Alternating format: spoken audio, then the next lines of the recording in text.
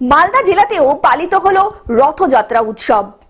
সারা দেশের পাশাপাশি মালদা জেলা শহরেও নেতাজি মোড় ইসকন মন্দিরে পালিত হলো রথযাত্রা উৎসব।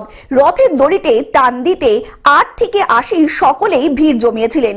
শুক্রবার বিকেল 3টে নাগাদ আনুষ্ঠানিকভাবে পূজা অর্চনার মধ্যে দিয়ে আরতি করার পর নারকেল ফাটিয়ে রথযাত্রার শুভ সূচনা করা হয়। এই অনুষ্ঠানে উপস্থিত ছিলেন জেলা শাসক নিতিন সিংহানিয়া, ইংরেজবাজার পৌরসভার চেয়ারম্যান কৃষ্ণেন্দু নারায়ণ চৌধুরী, পুরাতন মালদা পৌরসভার কাউন্সিলর কার্তিক ঘোষ, উত্তরবঙ্গ ক্রীড়া উন্নয়ন পর্ষদের সদস্য প্রসেনজিৎ দাস সহ বিশিষ্ট অতিথিবর্গ।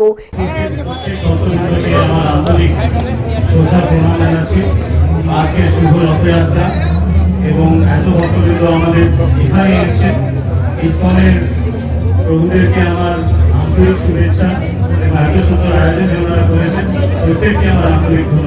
নেতাজি মোড় ইসকন মন্দির থেকে 3টি আলাদা রথ বেরিয়ে সারা মালদা শহর পরিক্রম করার পরেই মাসির বাড়ি পল্লীশ্রী মাঠে রথটি পৌঁছায়। ভগবান জগন্নাথ, বলরাম ও সুভদ্রার উদ্দেশ্যে পুষ্প এবং বিভিন্ন ধরনের ফল নিবেদন করেন ভক্তরা। সেই তীর্থযাত্রার তীর্থপথে এদেশের আজকে স্বয়ং মুখ্যমন্ত্রীও আসবেন।